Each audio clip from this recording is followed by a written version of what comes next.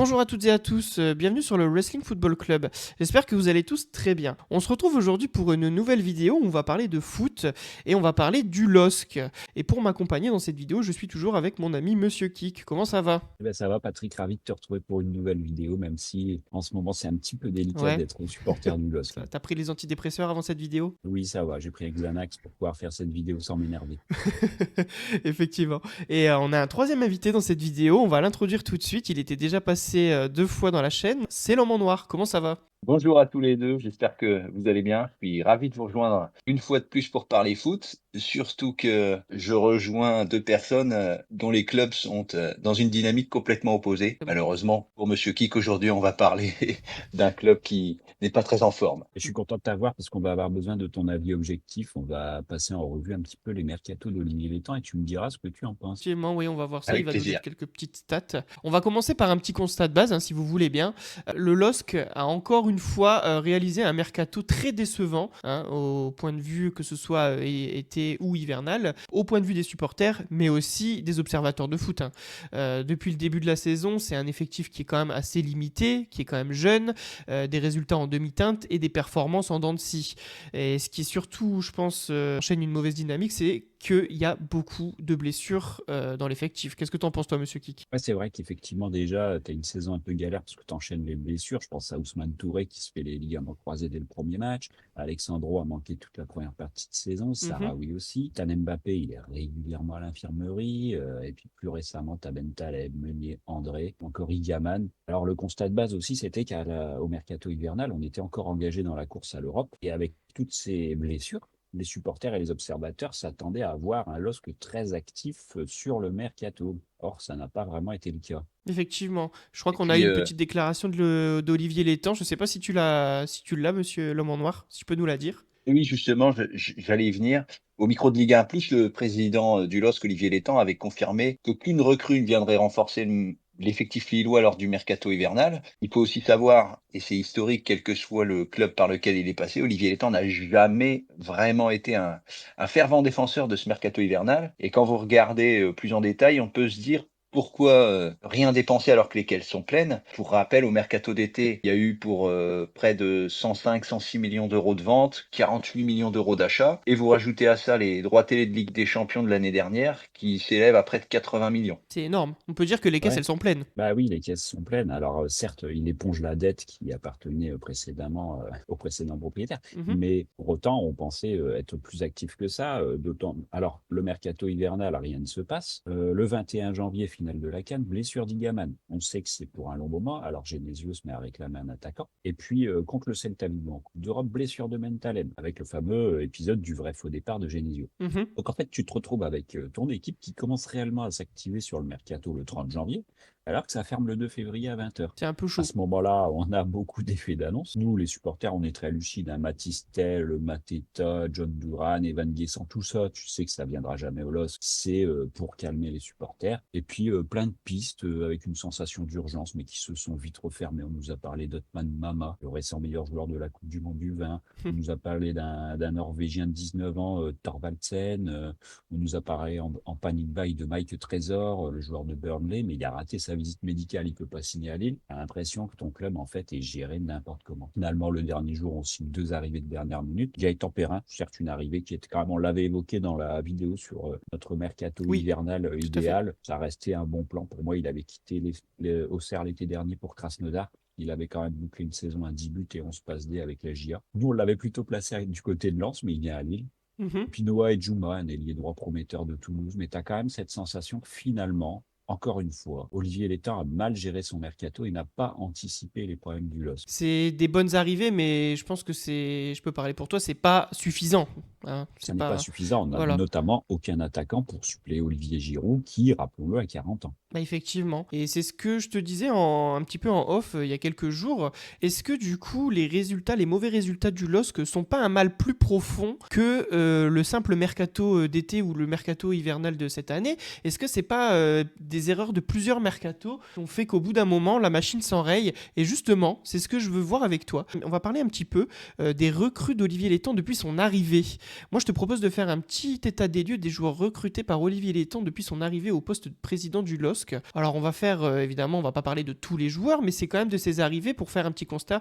Est-ce que c'est des réussites? Est-ce que c'est des déceptions? Qu'est-ce que t'en penses? Ça te va si on fait ça? Alors effectivement, tu m'as évoqué cette idée et j'étais plutôt pour. Donc, on va faire un constat. Pour chaque mercato et pour chaque joueur, on donne un note avis. Je pensais les classer en 3 catégories, soit réussite, Mhm, soit neutre, mhm. ou soit décevant. D'accord, ok. Petit disclaimer avant de commencer. Effectivement, nous ne parlerons que des joueurs recrutés par Olivier Létang, c'est-à-dire que des joueurs qui étaient déjà là avant qu'il arrive ne sont pas concernés. On ne peut pas attribuer cette réussite à Olivier Létang. Et les joueurs qui viennent du centre de formation, je pense notamment à Diaoun ou Chevalier, ne seront pas comptabilisés comme des réussites sur le mercato. Oui, bien sûr. Effectivement. Donc on va passer par la première saison. Du coup, Olivier Létang arrive et sa première saison, c'est la saison 2021-2022. Est-ce que tu peux commencer par les réussites? Quelles sont les réussites d'après toi de cette saison? Alors, pour moi, la première saison d'Olivier Létang, les réussites, c'est Amadou Onana et Don Zegrova. Mhm. Amadou Onana, on peut lui dire ce qu'on veut, il n'est pas resté longtemps, mais par contre, on l'a acheté 13 millions et demi, on le revend 40 millions à Everton. D'un point de vue purement économique, c'est une vraie réussite. Effectivement. Et puis Zegrova, bon, il a quand même joué plus d'une centaine de matchs pour le LOS, 26 buts, 18 passes décisives. Il a apporté quelque chose, même si pour les supporters, c'est un joueur controversé, on aime ou on déteste. Après, on l'a acheté 7 millions, on l'a revendu 15. Même si on l'a revendu au rabais, bon, ça reste quand même globalement positif pour moi. Ouais. C'est un homme qui fait 12 buts et 10 passes décisives la saison 2023-2024 à son prime. La dernière saison a été tronquée par sa blessure et un comportement plutôt compliqué parce qu'il a surtout voulu très vite partir. Mhm. Et il est parti dans un club où il ne joue pas. C'est vrai. Ouais, sa saison à la Juventus, elle est compliquée. On parlera d'autres joueurs qui également à la Juventus et où c'est compliqué. Effectivement. Je te propose de Ouais. passer aux joueurs neutres et moi j'ai mis Gabriel Goodmanson. Moi je trouve que c'est difficile d'être satisfait par ses prestations. Il était bon mais pas top non plus. 137 matchs pour le LOS, 3 buts, 4 passes décisives. On l'a acheté 6 millions, on l'a revendu 11,5. T'as fait une Bon, plus-value. voilà.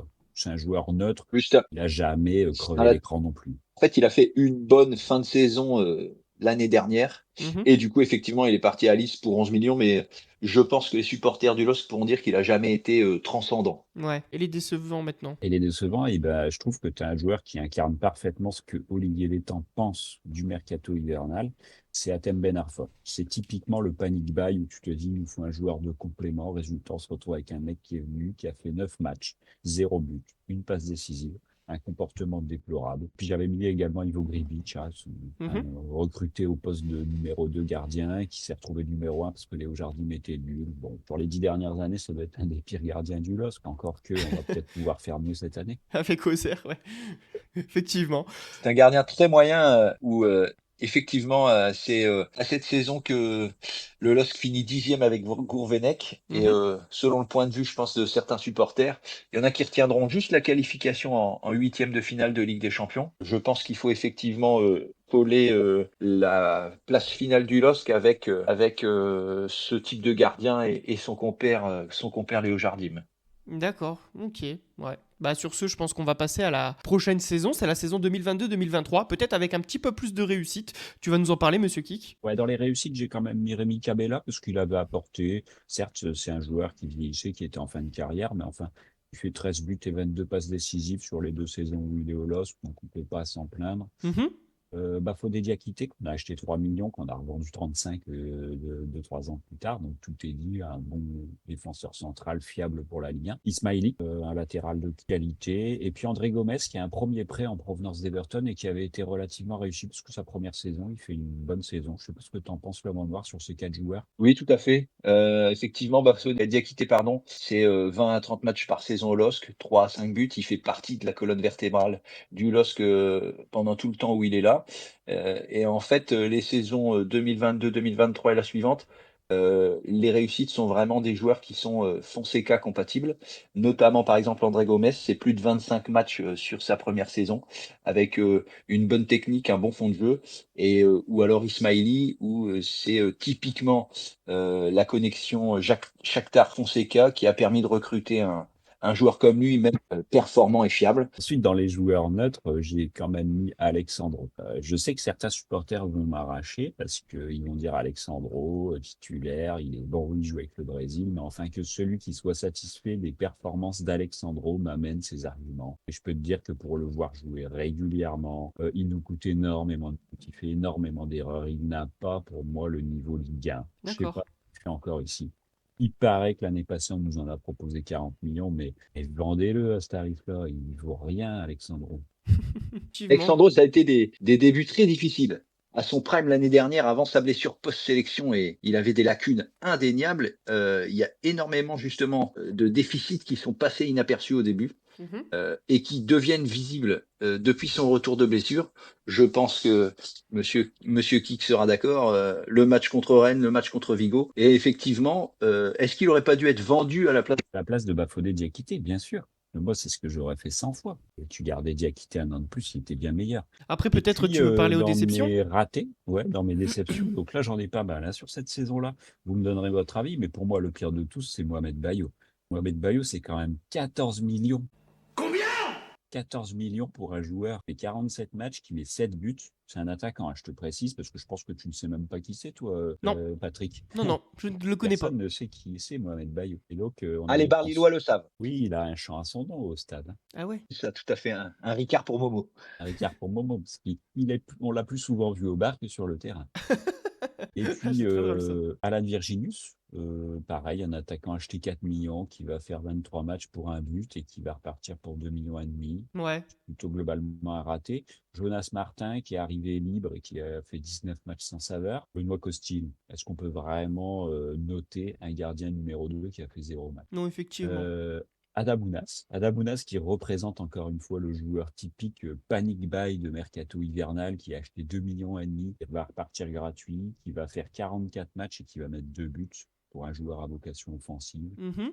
Et puis Hakim Zedatka qu'on a recruté 4 millions et qui est parti libre après 12 matchs et un but. Ok. Bon, effectivement, quand même des assez grosses déceptions dans cette saison-là. On va enchaîner pour passer quand même un petit peu. On va passer à la saison 2023-2024. Et quelles sont tes réussites, toi, monsieur Kik, de cette saison-là? Alors je mets, et je voudrais la vie de l'homme noir, mais je mets quand même Akon Haraldson dans les réussites. Alors j'ai vérifié, on l'a quand même acheté 15 millions, hein. Je suis pas sûr qu'il vaille beaucoup plus aujourd'hui. Quand même des performances en dents de scie, mais je peux pas le mettre autrement qu'en réussite, parce que je Ouais. pense que sinon les supporters vont être mécontents. Pour eux, c'est leur meilleur joueur actuellement. Qu'est-ce que t'en penses, l'homme en noir? Si on est purement objectif, je pense qu'Akon Haradson, alors si tu pouvais faire moitié-moitié, pourquoi pas, mais il devrait être plus impactant, il devrait faire plus. On le voit surtout en ce moment. Il devrait avoir pour le prix qu'il a été payé, il devrait avoir des meilleurs stats. Il est à 5 buts, 3 passes D. Alors certes, on pourra se dire que il est à son total de l'année dernière, et entre les matchs compliqués, il fait énormément d'erreurs. Il est sorti plusieurs fois à la mi-temps, notamment ces derniers temps. Alors, est-ce qu'il y a un lien de cause à effet avec la performance générale de l'équipe? Je ne sais pas, mais il a mis 6-8 mois à s'adapter. Ses 5 buts et 3 passes D ont été inscrits effectivement sur une fin de saison où il était plutôt à l'aise. Mhm. Il a tendance à avoir du mal à confirmer. Je pense que les supporters du LOSC en ce moment sont capables de reconnaître. Il a beaucoup de mal. En réussite, j'ai mis Nabil Bentaleb. Malgré ses soucis de santé, son bilan est quand même satisfaisant. Et puis Thiago Santos. Alors certes, il a eu une grosse blessure la saison dernière, donc il n'a pas joué beaucoup. Mais je trouve que c'est quand même satisfaisant pour un latéral. Je vois que tu as mis quelqu'un en jaune, le petit gardien Vito Manon. Tu m'as dit en off que certains des supporters du LOSC le mettraient en réussite. Ah, il mettrait moi, quand j'ai lu un petit peu le bilan de certains supporters, ils l'ont mis en réussite. Comment on peut se satisfaire d'un gardien qui est numéro 2, qui certes a éliminé l'OM en Coupe de France sur une séance de tir au but, d'accord, ton gardien numéro 1, c'était Chevalier l'année passée. Ouais, Donc si ça avait été Chevalier dans les buts, je pense qu'on les battait quand même. Et puis au tour suivant, il est éliminé par la même méthode par Lyon. Donc d'accord. voilà, je le mets en jaune et je suis très gentil parce que pour moi, Vito Manon, il devrait être en déception. Et dans les déceptions de cette saison, monsieur Kik, tu as quelque chose à nous dire? Moi, j'en vois une Ah belle. là, je vais te citer des joueurs, ouais, une belle peine que tu vas pas connaître. Il y a Ignacio Miramon, un Hmm, superbe défenseur qu'on a acheté 4 millions. je En connais fait, pas. il a fait un match, il a fait une bourde à la 20e, Fonseca l'a sorti à la 25e, et donc il a flingué le joueur, c'est terminé. On l'a jamais revu. Eh oui, effectivement. Un peu Belle violent. réussite. Oui, une belle réussite. Après, il y a le pari Samuel Umtiti. On a tous rêvé qu'un jour Samuel Umtiti redevienne un joueur de Ah, foot. tu savais que ça allait Malheureusement, pas c'est fonctionner. raté. Ah, moi, je me pose encore la question. À l'époque, je me Ah, suis dit peut-être qu'il est plus bon il a, pour l'étranger, mais peut-être qu'en Ligue 1, ça peut faire le taf. tu le sais très bien, il a donné son genou pour l'équipe de France. C'était fini Ouais. après. Et c'est pour ça que je lui en voudrais jamais. Moi non plus. Merci Samuel pour le travail. Exactement. Et puis ensuite, Thiago Moraes, acheté 3 millions, 4 matchs avec lui, on l'a jamais vu. Raphaël Fernandez, défenseur central, acheté 2 millions, on l'a jamais vu. Ivan Cavallero, Mhm. très décevant, 23 matchs pour un joueur offensif, un but, voilà.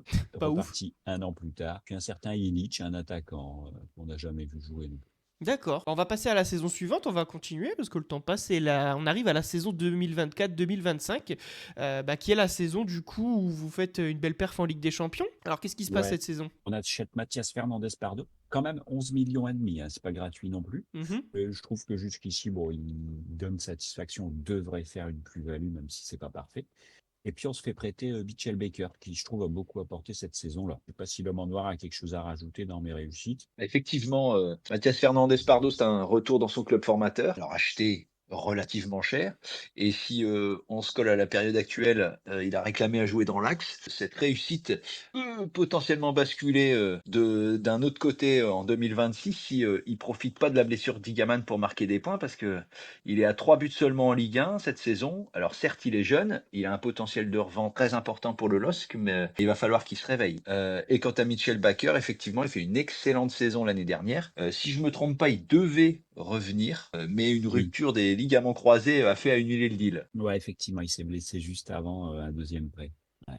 J'aurais bien aimé le récupérer. Ah ouais. Dans les joueurs neutres, j'ai mis Hossein Sahraoui. On l'a quand même acheté 8 millions et demi. Il n'est pas souvent titulaire, il est souvent décevant, même s'il y a quelques éclairs de génie, notamment en Coupe d'Europe, qui font que parfois on peut espérer. Bah, j'ai Moi, j'ai entendu mis des observateurs dire que Sahraoui la saison dernière avait fait une bonne saison et que c'était un gros espoir, donc je pensais de le voir en réussite moi personnellement. En fait, il a des éclairs de génie. Et des fois, il met des buts qui brûlent la rétine, il fait des matchs incroyables où il en met 2 ou 3 d'un coup. Hmm. Mais après, tu le vois plus pendant 5 matchs. Ah d'accord. Au quotidien, pour un supporter de l'OS, c'est compliqué. Hmm. Après, bah, j'ai mis en neutre, mais franchement, j'aurais pu le mettre en décevant. C'est Aïssa Mendy, recruté dans l'axe, 34 ans, très très lent, ce qui fait qu'on a un axe cette année qui est très très lent. On va revenir là-dessus avec les recrues de cette saison. Mhm. On a Thomas Meunier qui était censé apporter son expérience européenne, qui est mis en note, c'est ni décevant, mais c'est pas bon non plus, quoi. Tu peux pas te satisfaire de ça au LOSC. Galayel Bouko, dans l'axe, a acheté 5 millions. Moi, je l'ai mis en jaune. En fait, je suis assez content de lui. Et je pense qu'il peut faire beaucoup plus. C'est pour ça que je l'ai mis en neutre. D'accord. Et puis, Ethan Mbappé, on y croit toujours, mais en fait, il est très fragile. Il est arrivé libre, donc je lui en veux moins. Il est très fragile. Il est sans cesse à l'infirmerie, en fait. Mauvaise hygiène Je de vie, tu commence à crois? comprendre. Ouais, je pense que c'est le Marvin Martin des années 2020. Je pense que malheureusement, il réussira pas. C'est dur. Ouais, Bah, c'est dur d'entendre ça pour le frère de Kiki, ouais. bah, en fait, il n'a de bien que son nom de famille, hein, parce que jusqu'ici, on n'a rien vu quand même. Il est tout le temps blessé. Je veux Ouais. dire, Oui, je c'est veux vrai. bien un point de vue extérieur, je veux bien le point de vue de l'homme en noir, mais il a montré quoi, Ethan Mbappé, aujourd'hui, quoi. C'est le problème, c'est que effectivement, comme tu dis, on peut se poser la question de savoir si c'est pas un flop parce qu'il est trop fragile physiquement. Par contre, c'est un joueur qui colle à la mentalité les temps Melvin par terre, c'est-à-dire que c'est le coup marketing. Et grâce à lui, on a la marque Mbappé au LOSC. peut Ah vendre oui, des maillots. Et il faut pas mettre le prénom, faut floquer juste le nom de famille. Comme ça, il y aura un petit doute quand même, pour celui qui n'y connaît rien. effectivement. Et dans les déceptions, monsieur Kiki, t'as quoi cette année? Ah, dans mes déceptions, je vais Marc Aurèle Caillard. Comment on peut se satisfaire d'un gardien numéro 3? Donc, voilà, panic buy. T'achètes ça, Ouais, tu te dis, il sera là au cas où. On ne sait pas pourquoi. Parce qu'on préparait probablement déjà le départ de Monsieur Chevalier, peut-être. peut-être. La Bon, c'est le deuxième remplaçant du expérience, remplaçant. c'est exactement ça. Deuxième prêt d'André Gomes, Mhm. qui revient avec une première expérience réussie, mais malheureusement, la deuxième expérience est beaucoup moins bonne. Et puis Choupa Akpom. Choupa Akpom, c'est pour moi le joueur représentatif du panic buy du mercato hivernal. C'est tu sais pas qui acheter, il est dispo à chaque mercato, il a déjà fait 13 clubs, il est toujours décevant, 16 matchs pour 3 buts. Et il est Tu, reparti comme il est venu. tu sais qu'il a été cité à Lens, hein? Bien sûr, mais quand tu panic buy à la fin et que tu sais pas qui acheter, Choupa Akpom, il sera toujours là, c'est comme Neil Mopé. C'est vrai, c'est tellement vrai. Et en fait, ils sont nuls partout où ils vont, ces joueurs-là, désolé. Ouais, ouais. Et bah sur ce, on va passer à la dernière saison, du coup, la saison 2025-2026, avec, je le vois d'après ta fiche, monsieur Kik, beaucoup plus de déceptions que de réussite. Ah bah, de toute façon, Tu te retrouves pas à faire 2 mois et demi sans une seule victoire si tu avais tant de réussite que ça. Effectivement. Je te laisse parler du coup, vas-y. Alors, dans mes réussites, j'ai quand même mis Hamza Gaman. Il vient d'arriver, première partie de saison satisfaisante. Il fait 18 matchs, 9 buts et 2 passes décisives. Donc, pour un joueur qui a eu besoin de s'adapter, on peut pas le blâmer. Non, c'est vrai. Malheureusement, blessure, il part à la CAN blessé. Pourquoi y aller? Alors qu'on sait qu'il ne pourra pas jouer. Résultat, le sélectionneur le fait rentrer dans les 5 dernières minutes. Il se fait les croisés. Merci beaucoup. Et on se revoit l'année prochaine. Ça, c'est fou ça. Puis dans les réussites, même si j'ai eu du mal à le mettre là, j'ai mis Romain Perrault parce que je pense que c'est la moins mauvaise des recrues de l'été. Ses centres au 4e poteau, il commence vraiment à me saouler. Mais défensivement, il donne quand même satisfaction. Voilà, je le mets en vert, je veux pas être trop sévère. Mhm. C'est le supporter lillois qui parle, effectivement. Romain Perrault, pour le coup, c'est quand même, pour beaucoup d'observateurs, un des meilleurs Lillois de la saison. Je sais que tu trouveras ça peut-être triste, et quand on se dit que c'est un défenseur qui est le moins mauvais d'entre tous en ce moment, c'est peut-être un petit peu compliqué à reconnaître, mais il est à 2 buts et 3 passes décisives, ce qui, pour un latéral, est plus que correct. Mhm. Mais son problème, c'est qu'il joue dans une équipe qui doute. Ouais, probablement. Après, dans mes joueurs neutres, moi, j'ai mis Angel Correa, qui est le pendant de Romain Perrault de l'autre côté. Il a été acheté quand même 7 millions. Il a fait un début de saison qui était assez OK. Mais depuis quelques matchs, on voit toutes ces failles qui apparaissent, en fait. Ouais. Ensuite, j'ai aussi mis Nathan Ngoy, défenseur central très, très, très, très lent et d'une pauvreté technique assez pathologique. Quand tu couples ça à Aïssa Mondi, que j'ai cité plus haut, et à Chancel Mbemba, que je vais citer dans mes déceptions, bah, tu as une charnière centrale qui est d'une lenteur incroyable.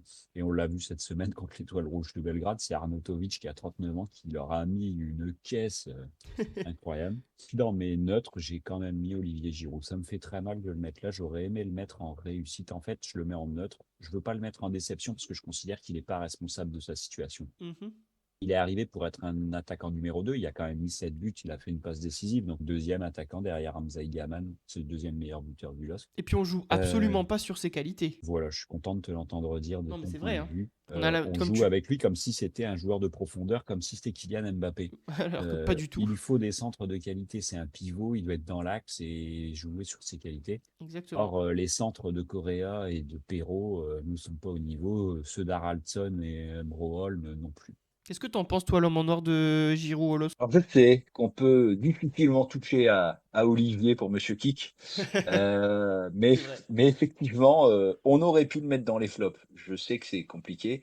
J'entends que c'est pas le seul responsable de cet échec, parce que pas de centre, pas de ballon et 39 ans. Mais effectivement, Olivier Giroud, c'est pas une franche réussite pour être le plus neutre possible. Mhm. Ah, c'est, je Euh, disais tout à l'heure, un coup marketing. J'ai été à la boutique du LOS plusieurs fois cette année. Tu vois que les maillots Giroud se vendent comme des petits pains. C'est peut-être aussi pour ça qu'il a été signé. Ouais, bah oui, ça c'est sûr. Dans On les va pas. échecs, là, j'ai du boulot, hein, parce que Vas-y. j'ai quand même mis Mhm. Chancel Mbemba. Tu me l'avais annoncé, hein, Patrick, tu m'avais annoncé que Chancel Mbemba, c'était vraiment une chèvre. Bah, Effectivement, je te confirme, tu avais clairement, raison. pour moi, il a 10 kilos de trop. Il On est est lent. d'accord. Donc, Il est d'une lenteur pathologique. Et toi-même, tu me disais à l'époque que les défenseurs lents t'aiment pas ça. Vous aviez Fonté qui était votre capitaine, qui avait une caravane au cul, comme tu le disais très bien. Et là, vous venez d'acheter Chancel Mbemba qui est exactement la même chose. Ah oui, on n'a plus que de la lenteur. On a toujours eu un défenseur lent et un défenseur rapide. Lorsqu'est la vitesse de Diakité n'est plus là. Mhm. Et elle n'a pas été remplacée. Ensuite, j'ai mis Marius Broholm, qui lui, pour moi, c'est vraiment catastrophique. C'est un scandale. Ce joueur, il est nul, nul, nul, nul, nul. Vraiment, il est incroyablement nul. On a payé 6 millions pour un mec qui ne sait pas faire un contrôle. De toute façon, il joue jamais. Parce que je pense que son entraîneur, bah, il a très bien vu qu'il était nul. Ah ouais. Berkehauser, pour moi, vraiment, on en reparlera après, mais vraiment, le dossier mal géré de l'été. Tu recrutes un gardien qui est nul, c'est la risée de la Liga, excepté sur les pénaltys. Arnaud Baudard, Monsieur Boulet, comment on peut se satisfaire d'un gardien numéro 2 aussi nul? À chaque fois qu'il est rentré, il nous a coûté des points. Et Calvin Verdon, que bah, j'ai rien à dire sur ce joueur, il est nul. Effectivement. T'as quelque chose à dire, peut-être l'homme en noir sur les déceptions de Monsieur Kik. on sent que le Xanax a perdu de son effet. Chancel Bemba, pour y revenir, ce qui est effarant, c'est la différence entre le joueur de la RDC et le joueur du LOSC. Mais c'est vrai. C'est-à-dire que vous le voyez jouer en Coupe d'Afrique des Nations, c'est un rock, et au LOSC, c'est une catastrophe. Marius Broholm, encore trop tendre pour la Ligue 1, ce qui lui faut un temps d'adaptation. Calvin Verdonk, l'intérêt du joueur en lui-même, championnat des Pays-Bas, joueur indonésien, inconnu au bataillon. À mon avis, c'est quelqu'un qui est arrivé pour faire le nombre en fin de mercato. 9 matchs, je pense qu'il y a rien d'inoubliable. Ah si, j'ai vu un extrait où il a shooté dans le visage d'Olivier Giroud, il a failli lui casser le nez. Oui, j'ai vu Ça, ça. c'est inacceptable. Ah oui, je sais, on peut pas tout encore une fois, on ne touche pas à Olivier. Et puis Arnaud Baudard, si on juge purement le terrain, c'est effectivement comme, l'a dit monsieur Kick, c'est boulette sur boulette. Si je me trompe pas, 2 sorties kamikazes, une à Nice au bout d'une minute penalty et le match de Coupe de France face à Lyon, il fait 3 matchs, 0 clean sheet. Je pense que ça veut tout dire. Ouais, c'est un peu compliqué du coup cette saison-là. On a bien vu beaucoup de défaites et beaucoup du coup de déceptions évidemment. Les nouvelles Alors, je arrivées, on va précise pas en... que Perrin et Adjuma, c'est trop tôt pour Ouais, juger, on donc va je pas en les ai pas parler. mis dans ce classement. Au global, on a jugé 46 joueurs. Il y a 13 réussites, soit 28% de réussite pour Monsieur Létang. Il y a 11 neutres, soit 24%, mais il y a quand même 48% de ratés. C'est Moi, je déceptif. juge que c'est un bilan très décevant, Ouais, trop décevant. effectivement. Et je trouve qu'on n'a pas été trop sévère en plus, parce qu'il y a certains joueurs qu'on aurait pu dégrader. Ouais, ouais, effectivement. Après, t'as d'autres joueurs aussi en tête que tu voulais parler. C'est Alors moi, ce que je veux parler aussi, et je voudrais avoir l'avis de Le Mandoir, mais Monsieur Létang, pour moi, son rôle, c'est aussi d'anticiper les problèmes. Et je vois une mauvaise gestion au global du club depuis quelques années. Donc, je passe notamment à la mauvaise gestion des contrats des joueurs, parce que récemment, on a des belles valeurs marchandes qui sont parties complètement gratuitement pour des montants très faibles parce qu'ils étaient proches de la fin de leur contrat. Rien que l'année passée, je peux te citer Jonathan David qui part gratuit, ça, c'est horrible Angel ça. Gomez qui part gratuit, Rémi Cabella qui certes était âgé mais qui part gratuit. Ouais, non, Et effectivement, t'en si tu veux as. que Effectivement, j'en cite un peu plus, on a vendu Mohamed Bayo gratuit, José Fonte, Jonathan Bamba, tout ça n'ont jamais été valorisés parce qu'il ne sait pas re-signer ses joueurs. Jonathan David, est-ce que c'est pas la pire, franchement? C'est ce que je vous disais, ça faisait 3, 4, 5 saisons qu'il mettait ses 30 buts par saison. C'est scandaleux. Il valait au moins ses 50 millions, franchement. Vous l'avez perdu Ouais, gratos. ouais, c'est scandaleux. C'est une erreur de débutant. Ça peut arriver une fois, mais quand ça arrive autant de fois que je te cite, et comme tu le disais tout à l'heure, est-ce qu'il ne faut pas finalement faire une très mauvaise saison à Lille pour qu'Olivier Létang commence à prendre un petit peu ses responsabilités? Moi, à chaque fois que je l'entends, c'est pour parler de l'arbitrage. Ça me pose problème quand je vois sa gestion de mercato, sa gestion comme ça du club. Alors oui, on a un directeur financier, on a un chef d'entreprise, il est très bon, il a épongé les dettes du club. Ça, je peux pas nier qu'on doit lui dire merci. Il a probablement sauvé le club. Mais il oublie parfois qu'acheter des joueurs pour un club de foot, c'est un investissement. C'est un investissement sur la durée, que ça a une valeur marchande que tu vas essayer de valoriser. Et en plus, pour gagner de l'argent au football, il faut quand même gagner des matchs. Et ça, j'ai l'impression qu'il l'oublie. Lui, il se satisfait d'un mercato où il n'a rien dépensé. Et je peux déjà te dire qu'il se satisfait de ne pas licencier Genesio parce que sinon, ça va lui coûter de l'argent. Donc, il va le laisser jusqu'à la fin de l'année. Mais il va se retrouver avec aucune Coupe d'Europe, avec une très mauvaise place, et donc pas d'argent et aucune valeur marchande à vendre parce qu'ils sont tous nuls actuellement. Ouais, mais ce que tu dis de prendre ses responsabilités, moi j'entends entre guillemets la seule solution, à savoir virer l'entraîneur. Je suis pas certain que Genesio soit le problème du LOSC actuellement. Tout à fait. Je suis d'accord avec toi, Genesio n'est peut-être pas 100% responsable de ce qui arrive, mais tu ne peux pas virer 11 joueurs. Et tu ne peux pas virer ton président, c'est le président. Et Bon, pourquoi pas? bah, Il peut partir, hein? le fusible, en général, malheureusement, c'est l'entraîneur. De toute façon, je pense qu'on le voit sur le terrain, il ne joue plus en équipe. Je pense qu'ils ont lâché Genesio, il ne les fait plus progresser et son discours n'est plus entendu. Je voudrais Effectivement. bien avoir l'avis de Le Noir là-dessus, mais pour moi, c'est la seule solution, comme c'est déjà de changer d'entraîneur. sur la première vidéo à laquelle j'avais participé sur le LOSC, on avait évoqué Genesio et ses deuxièmes saisons. Les deuxièmes saisons de Genesio sont toujours compliquées. On avait aussi évoqué que de commencer à juger la saison du LOSC après le match contre Rennes, match qu'ils ont perdu. Mhm. La vraie question, c'est est-ce qu'ils ne devraient pas subir un accident industriel, c'est-à-dire une saison sans Coupe d'Europe, parce que sur les 10-15 dernières années, le LOSC se doit de viser le top 5, pour justement se réveiller, parce qu'on ne l'a pas encore eu, mais on va sûrement l'avoir au micro de Ligue 1 Plus ou dans les médias. Chaque année, les temps vous dit, nous serons là en fin de saison, nous serons là en fin de saison, vous verrez. La fin de saison, elle est très proche. Le nombre de défaites est quand même impressionnant. Mhm. Est-ce qu'il va finir avec une saison sans Coupe d'Europe? Je pense qu'il devrait peut-être, et ça, Patrick, est plus à même que nous pour nous le dire, il devrait peut-être regarder le voisin lensois qui, à mon avis, a fait une erreur après la saison de Ligue des Champions en termes de gestion de joueurs, gestion salariale. C'est vrai. Ils se sont retrouvés avec un nouveau modèle qui fonctionne. Je pense que beaucoup de supporters lillois, en étant objectifs, devraient se dire, quand on voit l'équipe de Lens et leur recrutement: «Pourquoi pas nous? Pourquoi on n'y a pas pensé?» Le pire dans tout ça, c'est qu'on a énormément de chance. C'est que ça fait 2 mois et demi qu'on n'a pas une victoire en Ligue 1 et qu'on est toujours 5e et que monsieur Létang va se cacher derrière son petit doigt en disant: «Vous avez vu, on est toujours qualifié pour la Coupe d'Europe». Non, mais ça, c'est C'est parce que abusé. les autres sont nuls, c'est Le effarant, hein. LOSC a pris 2 points sur 18 et ils sont toujours 5e. Je trouve ça aberrant. Ouais, c'est aberrant, je suis d'accord avec toi et il va encore, nous dire: «Vous avez vu, je vous avais dit qu'on serait en Coupe d'Europe». Donc je rejoins tout à fait l'homme en noir. On devrait être, 8e, peut-être 10e, voire Mm, même 12e. Eh ben merci Monsieur Kik. Merci C'était à une vous, bonne vidéo. merci à l'homme en Merci à noir l'homme en d'avoir noir. apporté son avis objectif. Et oui. Merci à vous. C'était une très bonne vidéo. Et n'hésitez pas, si ça vous a plu, à vous abonner à la chaîne, à nous laisser un commentaire, hein, nous dire ce que vous pensez, à quelle place va finir le LOSC cette saison. Et si vous ne savez pas quoi dire, voici de quoi vous inspirer. Alors? On n'attend pas Patrick? Et sur ce, je vous retrouve pour une prochaine vidéo. À bientôt. À bientôt.